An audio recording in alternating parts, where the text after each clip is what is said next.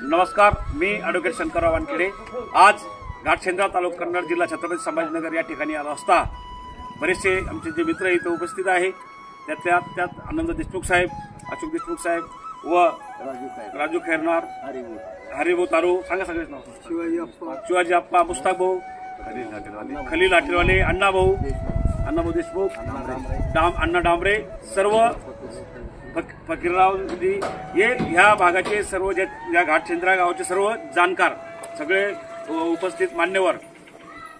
खरं तर काही गोष्टी आम्ही बघितलेल्या आहे आणि त्या बघितल्या असल्यामुळं आज चर्चा झाली। चर्चेतून असं लक्षात आलं की घाटशेंद्रा ते बनोटी हा एक रस्ता होता एकेकाळी, म्हणजे 70 ते 80 दरम्यान म्हणजे मुख्य रस्ता म्हणून या मराठवाडा ते खानदेश जोडणारा मुख्य रस्ता होता।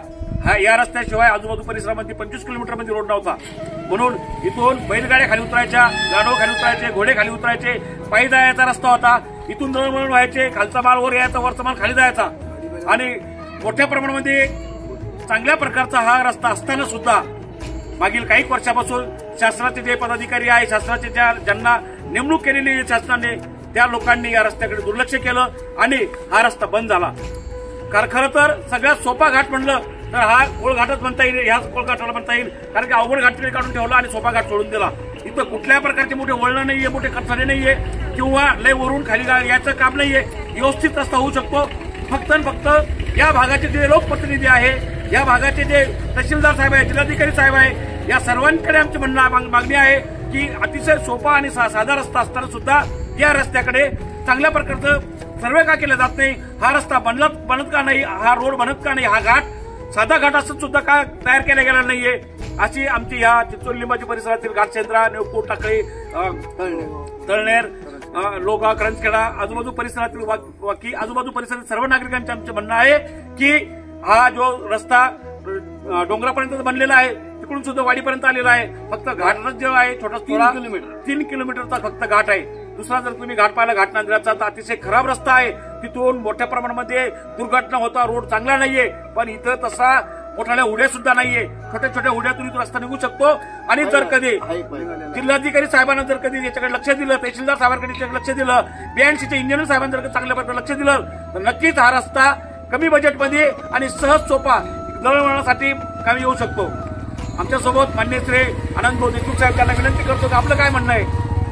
तुम्ही जे मांडला पुढे गावकऱ्यांना मान्य आहे आणि हा जर रस्ता झाला ह्या सगळ्या भागातल्या लोकांचं दळणवळण वाढन आणि येण्या जाण्याचा जो मार्ग मोकळा झाला पाहिजे। आज जो जवळचा मार्ग आहे ना, आज तो फॉरेस्टने अडवलेला आहे, फॉरेस्टने कंपाऊंड केलंय समजा, तिथून पण रस्ता मोकळा झाला पाहिजे। कारण की या भागातील जे नागरिक आहे, या गावचे जे नागरिक आहे, परिसरातील जे नागरिक आहे, त्यांना यातील काय त्रुटी आहे, काय अडीअडचणी आहे त्या सर्व सहज माहिती आहे। कारण की जो घाटावर माल फेकतो, जो खानदेशमध्ये गरज पडतो, त्यांना छोटा रस्ता, शॉर्टकट रस्ता असला पाहिजे, जवळचा रस्ता असला पाहिजे। पूर्वीपासून हा रस्ता होता, वरून खालून वर गाड्या यायच्या, वरून खाली गाडी जायच्या, बैलगाडीचा रस्ता केलेला होता चांगल्या प्रकारे। आज बी तो रस्ता तसाच आहे।